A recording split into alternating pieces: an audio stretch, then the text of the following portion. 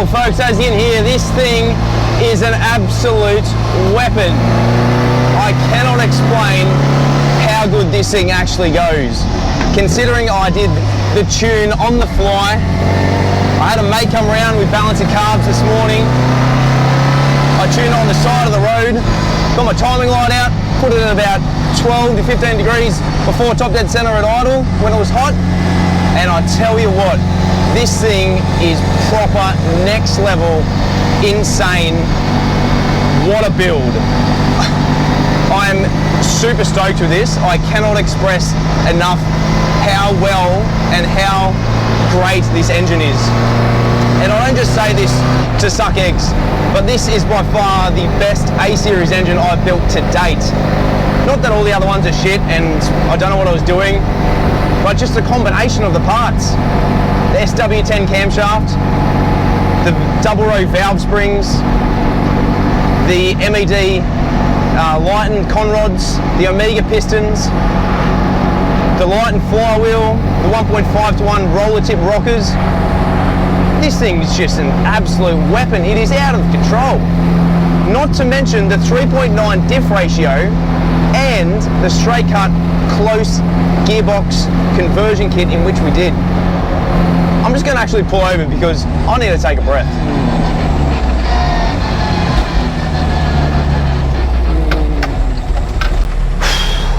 Well. Let's turn that thing off. Crikey, what a beast. Like I said, this car is proper next level scary. And not because it is neck snappingly quick, it, you know, breaks land speed records, but the fact that it pulls as hard as it does. I've set this thing to 4,000 RPM as a rev limiter for the first 500 miles or 1,000 Ks until we've bedded in.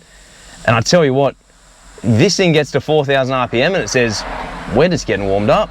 Keep pulling. Let's keep going. Give me it all.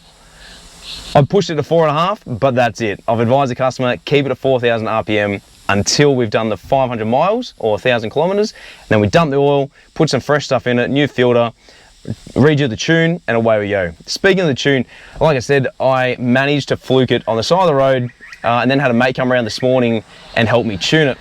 Now, a tune is going to make the world a difference with this vehicle.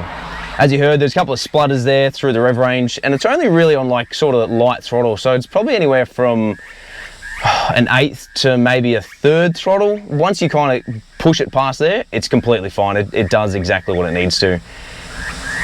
Beyond that, getting the car tuned, this thing is just awesome.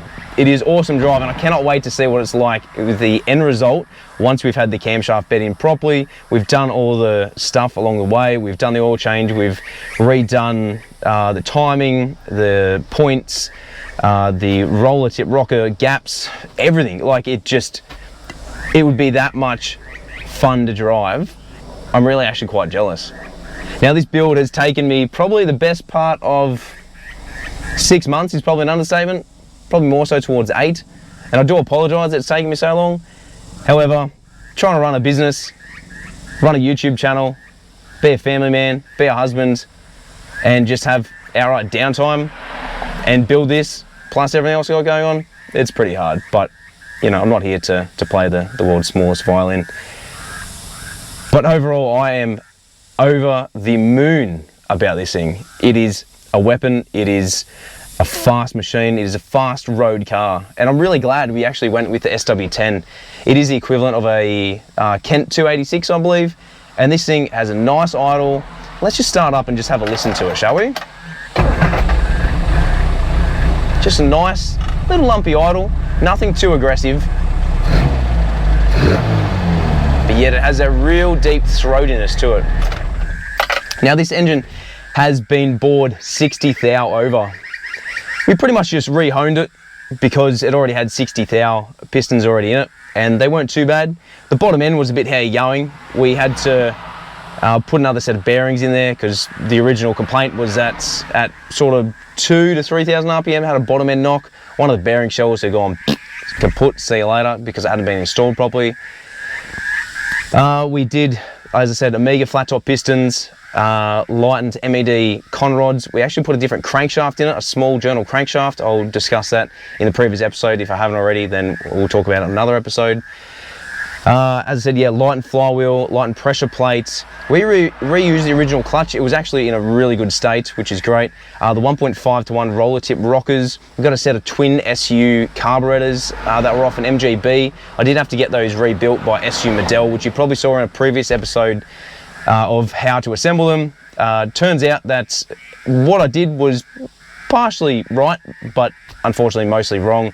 They had to redo it. The needle that's in it is to suit this engine setup, but it just needs that fine tweaking. So you'll find through the rev ranges everywhere, through an 8 throttle all the way through to wide open throttle, there are different stages. So you can't make drive completely fine in the first 3/4, and then after that it floods or it leans out and doesn't give the right amount of fuel depending on how much throttle you're given. So that's when a really good tune is going to come into play, whether you do what they call a rolling road, or whether you do a dyno, whether you get someone who's old school who can tune it on the fly, or someone like AC Dodd who you can actually call up, do a video call with him, get a MAF sensor, sorry, a air ratio sensor, and do it over the phone with him, and he'll tell you exactly as to how your air fuel ratio needs to be, or an AF sensor, that's the word I was thinking of.